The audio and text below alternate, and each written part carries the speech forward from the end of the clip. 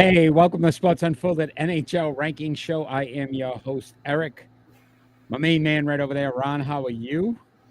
Um, just trying to keep up with the NHL. That's it. It is unreal, these trades that have already happened. Trade deadline not till tomorrow afternoon. So, as we were talking earlier before we started the show, there's not going to be a lot of movement probably tonight and tomorrow, but maybe some teams that may sell.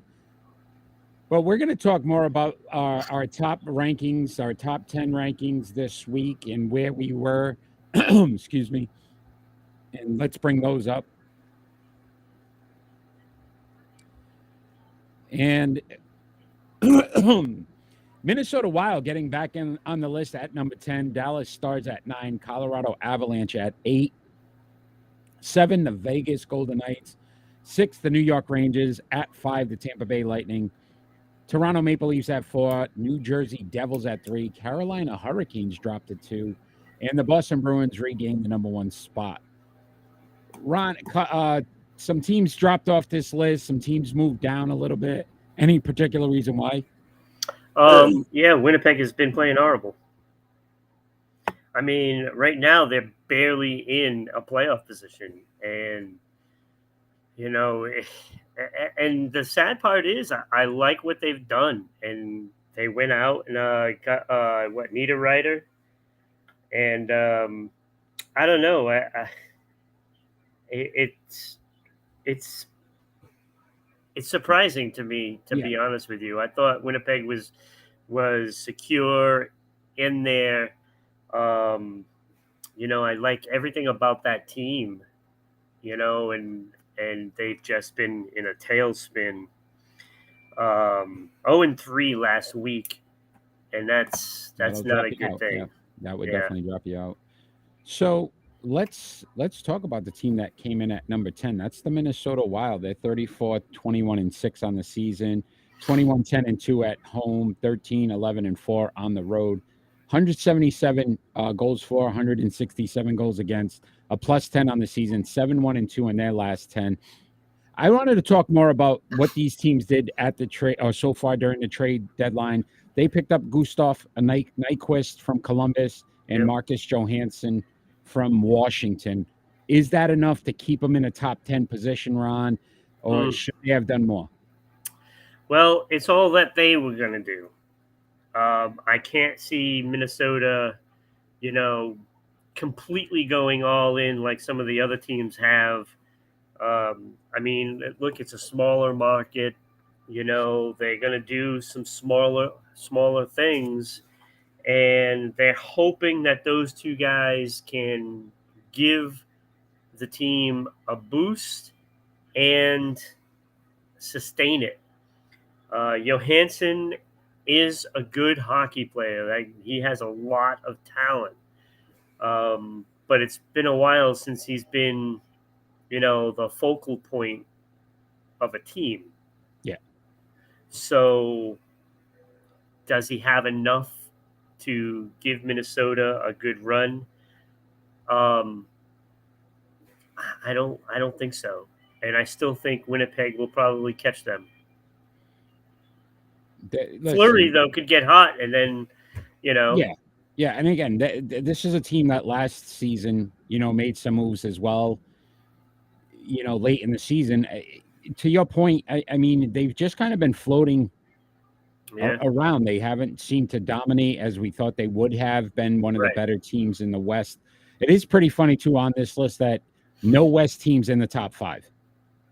They're kind of all, just sitting, under the equator, under that, that line. So, Yeah, I mean, when you look at the West, I mean, I'm looking at teams that just didn't have a good time this past week. Colorado and Minnesota are the two teams that stood out among the West. Everybody else was average yeah, at best. yeah, yeah. So let's talk about the Dallas Stars, Ron. Dallas Stars, they're in at number 9 on this list this week, 32, 16, and 13. 6, 8, and 8 at home, 16, 8, and 5 on the road. I think I said 6, so 16, 8, and 8 at home.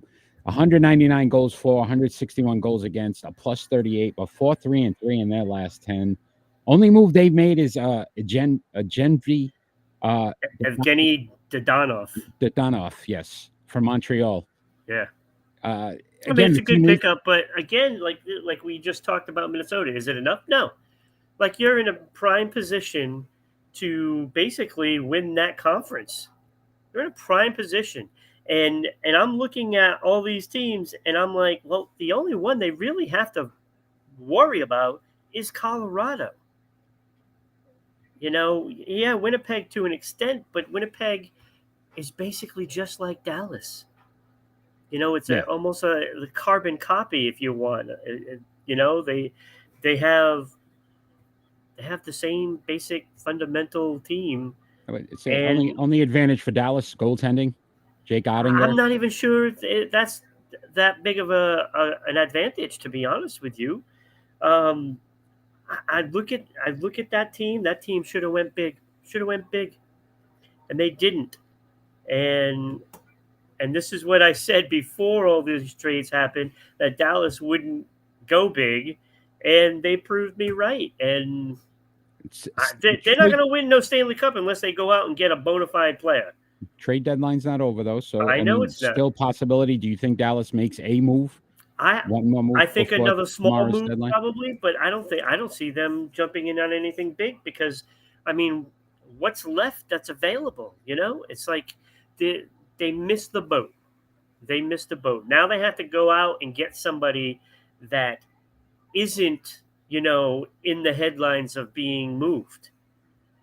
So they got to hope that maybe they can pull like a Tom Wilson from Washington or Backstrom from Washington, or maybe Buffalo and Pittsburgh jumps into selling. I don't know. I mean, we were surprised when Washington, we were surprised when Nashville. So, nothing surprises me now. Yeah. Yeah, look, again, to your point, the West, it seems like it can be had. Yeah. There's not a real strong team. There's teams that we expect could be and that's why Dallas should go for it. Yeah, I seem to agree with you on this one, Ron, that it makes more sense for them to kind of go all in at this point. Why wait and see what happens with everybody else? When you think about it, Jamie Benn isn't getting any younger. Okay, you got Pavelski, you've got other players that are starting to age. This is the year. This is the year that they have they're on top of the division, trying to hold off Colorado, which I don't think is going to happen. Like I said, yeah. But this is the year that they need to go for it. Agreed. And if there's a team that I could say hasn't learned from their mistakes last season in the playoffs, one of their biggest weaknesses is they couldn't score. Right. And you didn't go out and get a player that was going to help you overcome that hurdle, and that ultimately could cost you in the playoffs. Yeah.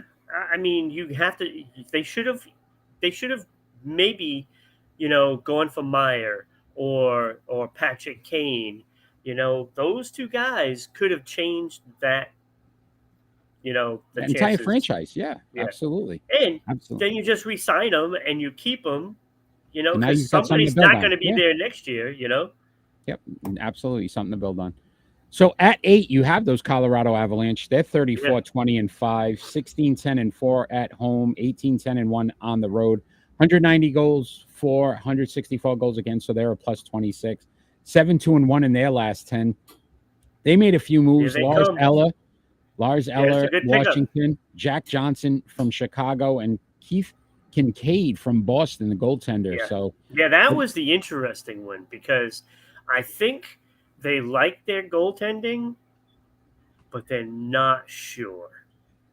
Because Kincaid, I don't see him playing over, the others. But in case one really falters, they're going to bring him in as a backup. And, they win the Stanley Cup last season. They move on from their goaltending situation. Yep. One of the questions we had, even in our NHL preview show, How would that affect this team? And it was a slow start. They're starting to get back from injury. Yeah. Things are changing. But to your point, it doesn't hurt to have something in the holster just to say, hey, if I need to pull the trigger on a switch on a goaltender, let's see what this young kid can do. Right, and they picked up Jack Johnson also, to shore up that defensive depth. Um, he'll probably be in and out of the lineup, and getting some time here and there, depending on how he plays when he's inserted into the lineup. And I still think Colorado's the best of the West. I've said this all season long, even when they were struggling to get wins. Um, I just think that they're going to be there in the end, because unless Dallas or Winnipeg goes all in, like they're in, but they're not all in. Gotcha. Yeah, no, it makes sense. Makes sense. And never count out a champion, right? That's never right. count out a champion. We know that from Tampa Bay. Exactly. At 7, the Vegas Golden Knights, they're the last Western Conference team in on this list this week. 36-19-6 on the season, 19-13-1 at home, 17-6-5 on the road, 195 goals for, 171 goals against, so a plus 24, 7-1-2 in their last 10. They made a couple moves as well. Teddy Bluger from Pittsburgh and Ivan Barbashev from St. Louis. That was a good pickup. That was a good one. We've early start to the season. Vegas Golden Knights took off, looked like they were going to be the team, to compare with the Boston Bruins, kind of fallen back down to earth. Do these moves help them kind of get back on track and be one of the more dominant teams in the West? Barbashev helps a lot. And again, when you look at the conference, that should be enough for them to win that division, you would think, right? Yeah. But they still play inconsistent. Like, they go back into the top 10, and then this week they pretty much laid an egg. 1 win, 1 loss, 2 overtime losses. So it's like back to the same stuff. So there's no consistency of good hockey since that first month. Yeah. Since that first month, they've got a losing record. So I don't know why people, criticize my thoughts on Vegas, because, they're there right now because I didn't quite want to put Colorado ahead of them when Colorado's not first in the West. But that's coming. Yeah. That's coming, and sooner than what people think. So it is what it is. I'm not high on Vegas, especially when you got a coach that can't get a team through the first round. Yeah, proven track record. We've seen it. We've seen it here in Boston. We know it very well. Yeah. So again, making a move, I think, at least shows that they're in it to try to make some noise in the playoffs. But it'd be more of a question of, and I'm going to use an NBA reference since we had our NBA ranking show the other day. But the Philadelphia 76ers, right? They're a quality team to get to the playoffs, and then they have a coach that sometimes seems to hurt them in those crucial moments. Yeah. This is the same kind of thing I think you're going to see with Vegas. They're going to have a decent record during the regular season, but can they do it in the playoffs when it matters? Yeah, and they could be eliminated round 1. So, especially if they're going to go up, say, against Winnipeg. I like Winnipeg's chances in that series. Yeah, match up very well. I like Calgary's chances in that series. The only one I don't like as a chance is Seattle out of all of those. Paul Kraken, give him some love, my friend. So we are here to break down the rest of the Eastern Conference. And we'll start off, which this one surprised me. They dropped a little bit, but they've made some big moves, and we'll talk about that. The New York Rangers at 6, 35-17-9 on the season, 17-10-4 at home, 18-7-5 on the road, 204 goals for, 170 goals against, plus 34 on the season, 6-3-1 in their last 10. Obviously, the biggest move, Patrick Kane from Chicago, but they picked up Cooper Zek from Chicago as well, and Vladimir Tarasenko earlier in about a week or two ago. This team's going to be dangerous. Right. So the drop right now, more getting these guys, they just got Kane. Does this team become one of the top 3 teams in the Eastern Conference round with those It, moves? it's tough to say. It's tough to say because, frankly, I now think there's 5 teams that are just outstanding, and the East is truly a beast. I think this is more lopsided than I've ever seen it. I would take 5 teams over anybody in the West in the Cup, and that's just the way it is because those teams just got better, and New York Rangers are one of those teams. And I'm looking at this team; it's like they don't have any holes; they have none. But so do 4 other teams now, because they've made moves. And I don't even think we've heard the last of Carolina because they haven't even really done much. Yeah, they just recently got into the Right. So, but I mean, where's the holes on Carolina anyway? This look, is what I'm saying. Again, same thing with Boston. Boston didn't make a lot of moves because they Yeah, based I on their mean, record and what they've done, don't seem to have a lot of weaknesses. right. Carolina, similar. I thought the Devils in their move, which we'll discuss, made them even better. The Rangers, as good as they are talent wise, haven't played up to that talent most Not of the yet. Not season. yet. Can this Patrick Kane move, or is this going to be more of that a guy that's maybe a little bit past his prime at this point? Can he really be that big deciding factor for them to win a Stanley Cup? Yeah, he's going to be surrounded by all kinds of talent, no matter what line they put him on. So, I mean, it's going to be a good adjustment. It's going to be a dogfight in the playoffs. That's all I can tell you. And good luck trying to pick this out. Yeah. Wait till we got to do our NFL, our NHL, playoff preview show. It's going to be very hard to pick the East. Yeah, it's one of those things where you just throw all the names in the hat and you pick it out, and there we go. Not all the names, at least 5 teams anyway. Yeah, absolutely. So one of those teams that you definitely got to count, which you called this all season, that eventually they were just going to kind of climb their way back up to the top. Yeah. And you're starting to see that rise. That's the Tampa Bay Lightning at 37-19-4 on the season, 22-5-3 at home, 15-14-1 on the road. Still got to get that road record to be a little bit better.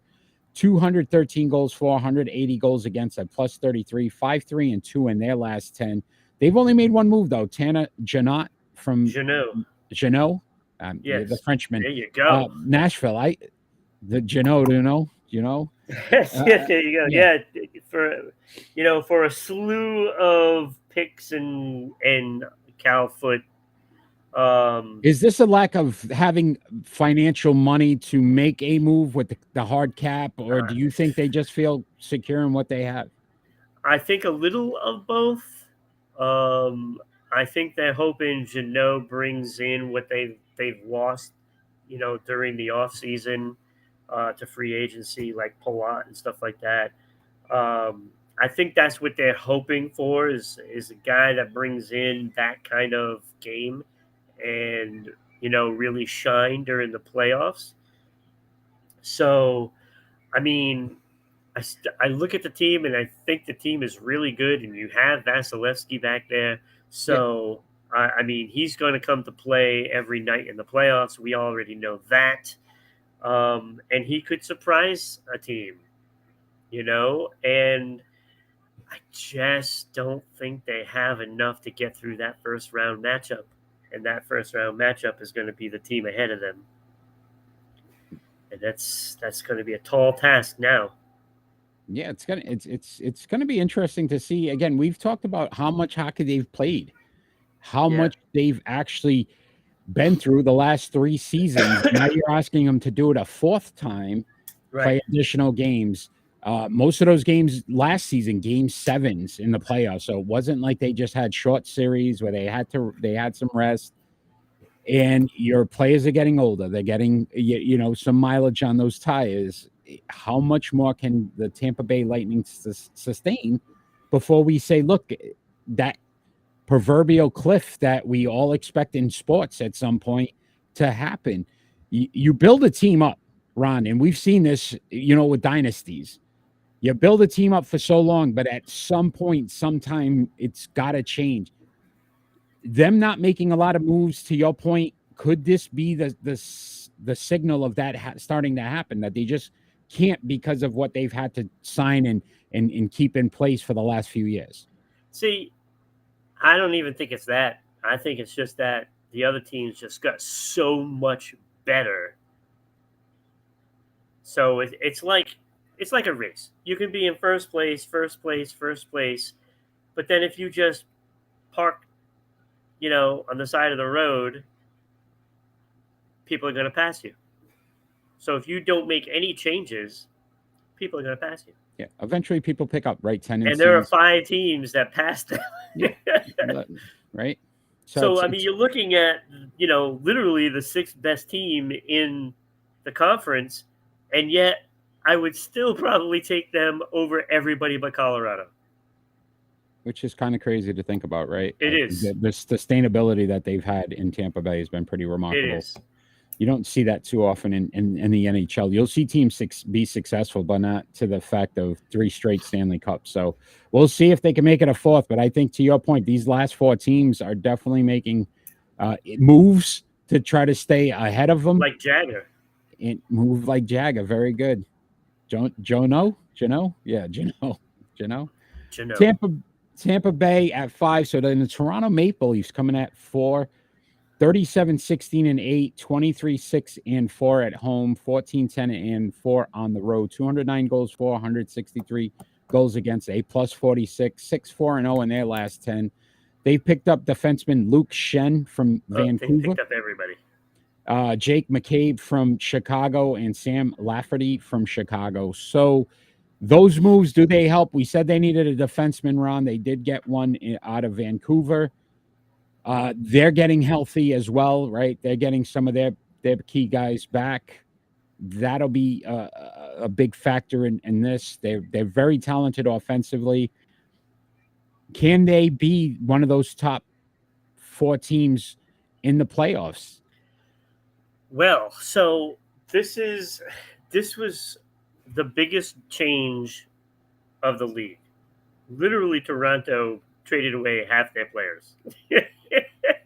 Like, when you look at that roster now, and I feel responsible if they come back and beat the Bruins, because I said that what they needed to do, and I know the attractive thing was to go get a Chikrin and go get what's his face from San Jose. I can't think of his name.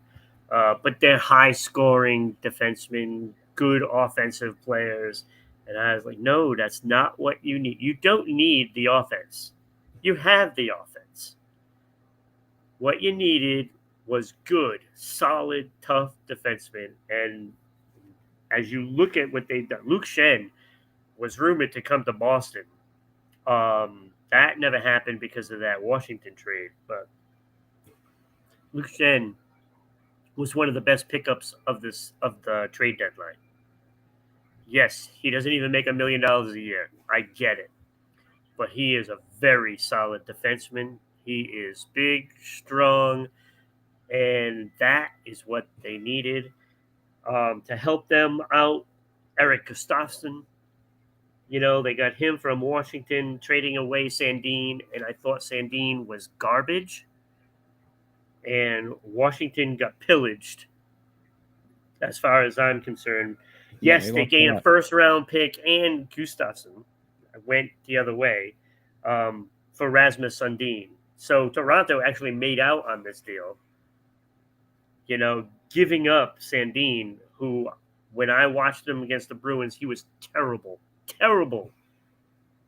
He had to go, and they listened to me. Toronto Maple Leafs actually listened to me, and they did everything that I said they should do and more.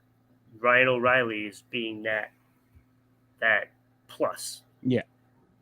I didn't think that was the right thing to do at the time, because I thought they were going to be done, but they weren't done. They went out, showed up that defense. They have 3 new defensemen that they put in the lineup. They have O'Reilly that they put into the lineup, and they have 2/3 of the 4th line they upgraded. This team is going to be dangerous. It looks like they're going to be playing Tampa Bay, probably in Toronto, and I can see Toronto winning that series. Now, But listen, it Toronto is has a lot Tampa of talent. Bay. Yeah, It is Tampa Bay. and we talked about it though. The one thing they needed was defensemen.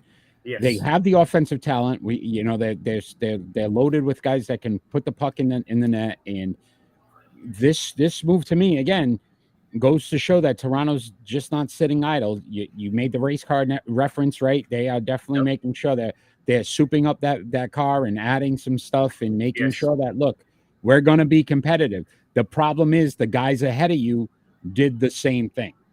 Yeah. So that's where it becomes interesting, because the big move and the guy that most people wanted went to New Jersey. The Devils got Timo Meier. Yep. We talked about that move. They're 3rd on this list at 40, 15, and 5, 18, 11, and 2 at home, 22, 4, and 3 on the road. One of the best road records in the league. 215 goals for, 162 goals against, a plus 53, 7, 2, and 1 in their last 10. How does Maya help this team maybe get over that hurdle now to say, look, we could compete with Carolina and Boston and maybe win the East? Well, that's what they just did, right? They just got Timo Meier, and they're going to be putting pressure on Carolina. I believe they were only 3 points away from first place when the list was released. So New Jersey is right there. They're right there. And all year long, we thought maybe the young players wouldn't be able to sustain it. They did. And that is a testament to coaching. It is a testament to those veterans that are on that team. And, Tatar and Palat have completely put those players right in line with some of the great players that they've had. Yeah, change the direction, right? Change the direction, change the culture. Right. Sometimes that's the biggest factor in a team being successful, the culture. You teach those young players, like how to just be responsible. Yeah, listen. But yet still have that talent in the offensive zone, which is crazy. Yeah, I think they proved just the road record alone, Ron. Yeah. Usually young teams struggle on the road because of the hostile environments. There's everything and possibly being thrown at you. And yet they seem to play better on the road because I think that those guys taught them to just, drown out the noise, continue to push forward. Look, we've got a very talented team. Now you add a Maya, you tell these guys, look, there's no reason you can't. Yeah, right. When you look at this, okay, so right now they would probably have to play the Rangers in round 1. The Rangers in round 1. That is going to be an unbelievable series. Matchup, right? So the same thing with Toronto and Tampa Bay, right? Yeah, that's just wow. It's not even fair. It isn't. It is not. The East has just got so many great teams. Like kind of like everybody to be reseeded, 1 to 16 and just go from there, right? But that's going to be a brutal series. The difference is New Jersey can win on the road. And that, to me, is that nail in the coffin to whoever they're playing in round 1. The only problem would be is if it's New York. That's really not that far of a road game. Where now does that play a factor? Right. Would they prefer to be like playing Tampa or too, playing right? Yes, in the goaltending situation. But very impressed with what the Devils have done all season. I thought this move was one of the biggest moves of the deadline because he wasn't as much rumored to go there as some other teams. See, it's just crazy because when you look at those matchups, New Jersey, New York Rangers, Toronto, Tampa Bay, then you look at the first round in the West and you're like, all right, right now it'd be LA and Edmonton, really? And then right now it'll be Colorado, Minnesota, but I still think it's going to be like Dallas versus, Minnesota or Winnipeg. Yeah. To me is just that's not that. Whoever comes out of the East, that's kind of the Stanley Cup. I think that's the matchups that we're looking at to say, look, that's where the cup should come out of. But yeah, but then you get beat up on the way there, and yeah, that exactly. Sometimes that hurts you as well. So at 2, Carolina Panthers. I'm on this NFL kick right now. We got the draft coming up too, man. I've been concentrating on that a little bit. Carolina Hurricanes 39-12-8 on the season, 21-7-2 at home, 18-5-6 on the road, 200 goals for, 154 goals against, a plus 46 on the season, 7-3-0 in their last 10. Picked up Shane Gostisbehere. Gostisbehere. And from and I know I said it right because you corrected me last time, and now you don't mess with me. From Arizona, and Jesse Puljujarvi. Yeah, that's a tongue twister, huh? From Edmonton. So did they do enough? They got one of the bigger names in the trade deadline here with Gostisbehere. Again, very talented team already, had enough talent, but does that kind of listen? Right now, it's pretty much, we could all say them, Boston in the East. If you were, I'm just saying, on paper, the way those two teams are built and playing, that they are probably the two strongest teams in the East. Not saying that. I guess. I know you don't like sure the anymore now. The jinx, yes, and I know the trades, but what I would say is, if you look at the overall performance all year long, they've been two of the most dominant teams. Well, yeah, all year throughout. Does this put them ahead of Boston with that move? No. It's not enough. I think just the Boston scoring depth is just so high right now. I mean, they can actually put 3 lines together in Boston and have them score, and then that 4th line, all of a sudden you added Hathaway on it, and it's just ridiculous, on that 4th line. The tenacity that they're going to have on that 4th line is just crazy. Because, yes, right now Foligno is playing on the 3rd line, but, you're going to be looking at Nosek, Foligno, and Hathaway, and that line is just going to be relentless. And they're going to chip in with some goals. I mean, Foligno's got, 10 plus. Hathaway, I believe, has 9. I love how he's playing well. Right into Boston. Oh yeah, we forgot all about. You skimmed right over Carolina there. Yeah, my bad, Carolina. But I mean, it's just not enough. I just don't think they have enough to get through Boston now. Yeah. I mean, it was close last year, and Carolina had home ice advantage, and they took advantage of that. Yeah. And got through. Yeah, that's most likely not happening this season. That's not happening. Right. Boston, and right now, I'm not even sure they're going to finish first in that division unless they go do something else.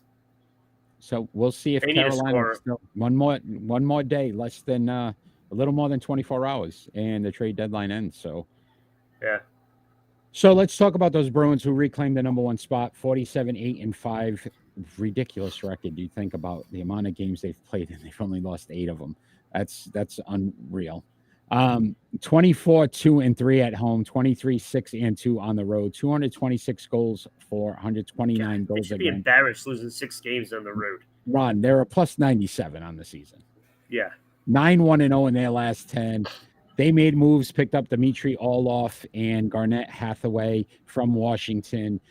I want to ask you this. You talk about the depth. We talk about the Boston Bruins. I love the moves they made, because I think it's just they didn't have to make big moves. They made some quiet moves to make themselves a little better. But yeah, Orlov is turning out to not be so quiet. Yeah, 2 goals. He got a couple of goals, 3 assists, something like that. And you think about it, the fact that they can get outshot by almost 30 shots in a game. Yeah. And the shots they're taking, they make sure they count. They're impact shots that are going to high percentage shots that are going in.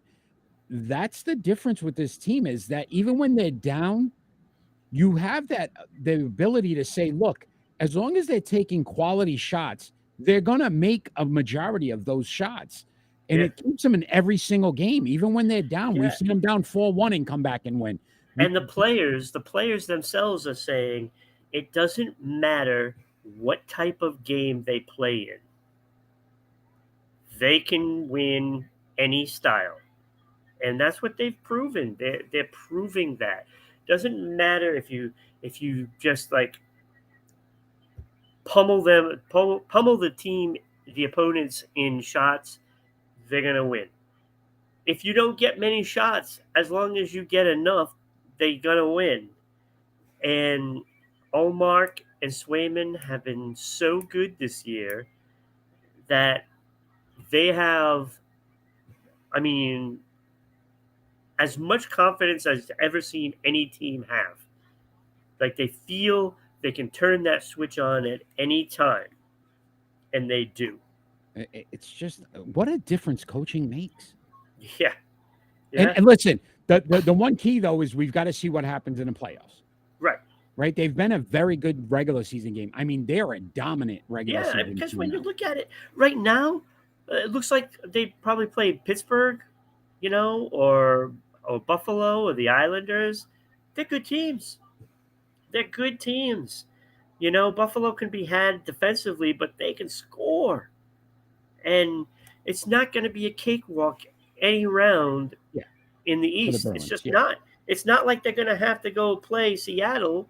No offense to Seattle, yeah, but yeah. And that's that's only a not the second. caliber. Only a second shot on right. It's just it just is All this right. the No worst? Christmas card Yeah, from Seattle. is this the worst possible year to be the most dominant team? No. It's You never know, a worse time. but you know what I mean? Based on what the other teams, like the Carolina Hurricanes, the New Yeah, Jersey Devils, the Maple Leafs, the Lightning, the Rangers, you start to throw those names out there, and you're saying that every one of those teams could get to the Stanley Cup. right. And yet you're the most dominant team. And yet in the playoffs, you're still going to sit back and go, I don't know if they can be, or how hard is that matchup for the See, Boston Bruins? the good thing is everybody's overlooking them. When you really think about it, like all the experts are just, not even really talking about the Bruins. As good as they've been all season long, you know, take for instance the Edmonton Oiler game. Bruins win the game, right? Yeah. All they talked about was Connor McDavid. All they did is talk about Connor McDavid. And he even got the third star of the day on the NHL network. Yeah. Third star in a losing effort. That's all they talked about. They didn't talk about the Bruins. Okay. And I'm sure the Bruins are happy with that because don't talk about us. Yeah. Underestimate us. And that's what they bring to the table because they feel like they have something to prove every game because Yeah, they're not getting any respect. Yeah, it was a Pasternak. I know there's an interview and they asked about the records, and he said, "We're not even looking at it. We're just focused on playing Yeah. hockey.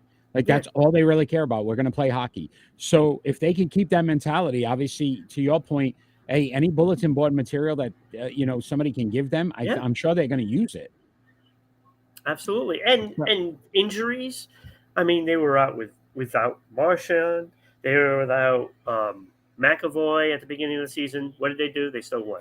They were out without Jake DeBrusk for I don't know, like 20 games. Yeah, yeah. All they did is still win. Doesn't matter who you play. It's plug and play. Now, Hall is out. Foligno is probably going to be out for a little while. And they still winning. Next guy up. They're Yeah, still winning. it's phenomenal to see. I'm so proud of what they've done this season. It's nice to be a Bruins fan this year. So let's look at the list one more time, Ron. And on that list, we have the Minnesota Wild coming in at 10, Dallas Stars at 9, Colorado Avalanche at 8, 7 Vegas Golden Knights, 6 New York Rangers, Tampa Bay Lightning at 5, Toronto Maple Leafs 4, New Jersey Devils at 3, Carolina Hurricanes at 2, and the Boston Bruins rounding it out at number 1. Does a West team crack the top 5 next week, possibly, Ron? And which West team's falling off next week? I would probably say Minnesota goes. Watch out for those LA Kings. That's all I get to tell you. They did make the list. They just recently fell off again. Yep, they're my 11th team right now, and Winnipeg is number 12, and Seattle is number 13. But LA traded for a goaltender. They traded Jonathan Quick I for saw that. Corpusalo. Yeah. Big, huge move for LA because they feel like they got a team that can do some damage. And now having a goaltender that isn't way past his prime. No offense to Quick, one of the best Yep. goaltenders, that Ever has did it. Yeah. played in the NHL. I mean, he's really good. But I think his time has come, and they moved on from him, and they went with Corpusalo, and he is going to be dynamite for this team. So LA could overtake Vegas. I can see that happening. Winnipeg, I still like, to get back in there at some point, maybe when they overtake Vegas. And watch out for the Islanders too, because the Islanders are a good team. They're just in the middle of trying to put it together now. Dominance. So I would be worried about Minnesota. I'd be worried about Dallas, and I'd be worried about Vegas. Those are the three teams I would worry about. So if another team is going to crack that top 10, it's going to be at the cost of one of those. All right.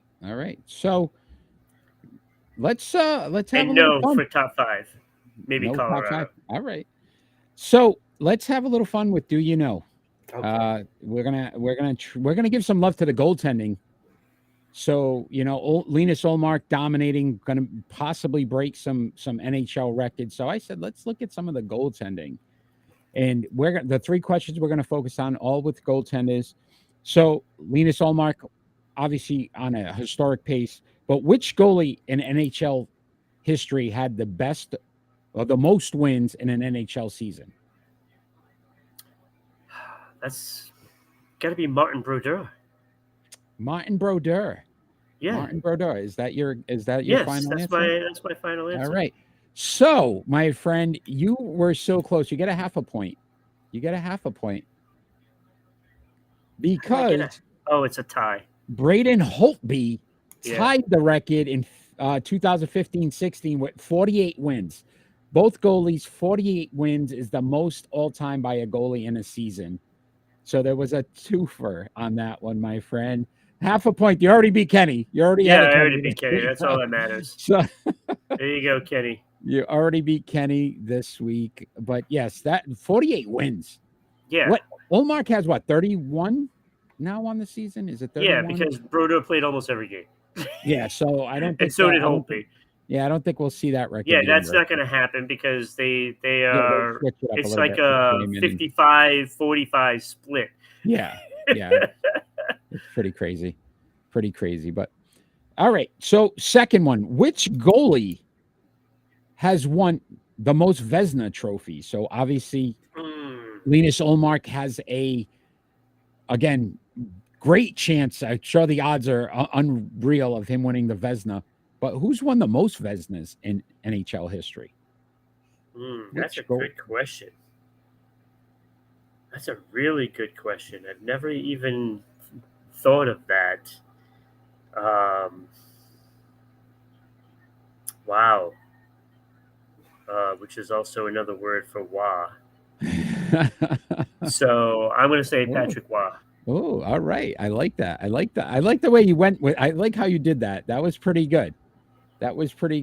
But you are incorrect, my friend. Yeah, Terry Sawchuk, is it? No, it's Jacques Plante.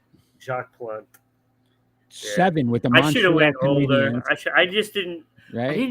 I didn't realize how long that trophy has been around. I guess And while I was researching this stuff, the picture. I guess he's the reason the goalie face mask. Like his nose was off his face on one of the pictures. Yeah. I didn't put that one up there. So second all time though, Bill Doran and Dominic Hasek. Oh yeah. Both had 6. That's what I should have 6. said. They both had 6, but Jacques I've Plante, never really paid attention to the winners of the trophies, really. Yeah. So yeah, that's unfortunate. Right. That's unfortunate. All right, so you might not know this one then, my friend, because Oh, the maybe last not. question is, What's which most Bruins shutouts? goalie has the most Vezina trophies?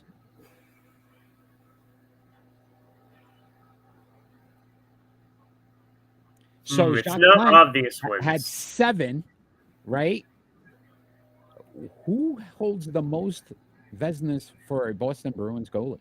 Gee, I almost want to say Andy Moog. Like the obvious one would be Tuca because he has like the most wins. But he might only I think he only has 1 or 2. But that might actually be enough to have the most. It may be. Because I'm thinking through history, with Jerry Cheevers and it could be back. Oh God, I can't think of his name. It's way back. It's an old goaltender, and the sad part is all I can think of is Terry Sawchuk. But he spent a lot of time with Detroit. It's going to be an old goaltender, but I'm going to say Andy Moog. All right, Andy Moog. Let's see if you are correct, my friend. It is Tiny Thompson. Yeah, I couldn't think of his name. Tiny Thompson, and that's the best picture I could find of him. Yeah, 4. I He knew it won was 4 him. Vezinas. I knew, but I 4 couldn't think of his Vezinas. name. All I could think of Tiny was Terry Thompson. Sawchuk from Detroit. Tiny Thompson, man. Look at that picture, huh? Yeah, We're going way back. he was Look at great. those sweaters. Yeah, Oh, they've changed NHL in a yeah, while. a little bit. So he won 4 for the Boston Bruins. Yeah, I knew it was going to be. I knew it was him. I just couldn't think of his name for some reason. No, that's awesome. No, Terry I thought Sawchuk was you were going to blocking get it. it.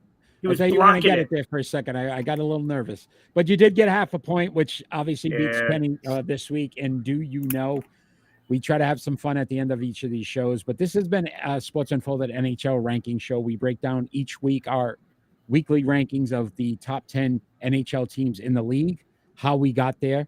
We talked a lot about the trades that happened already with these teams.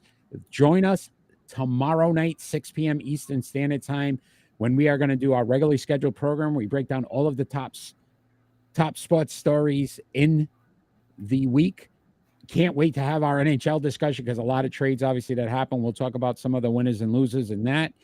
And some big NFL news, draft coming up, Major League Baseball, and also NBA. Kevin Durant making his return to the court for the Phoenix Suns. Where does that put the Suns now in the grand scheme of the NBA rankings? We'll let you know on that as well tomorrow night, 6 p.m. Eastern Standard Time on Rhode Island Broadcasting, Facebook, YouTube, Twitch, or Twitter, all live. Join us, fan interactive. We love to get the fans involved in our show. Ron, it's always a pleasure to break down hockey with you. Your hockey knowledge impeccable as always. Appreciate it. Can't wait for tomorrow night's show. You take care, my friend, and we'll see you tomorrow night. All right. Take care, everybody. All we ever ask for is peace.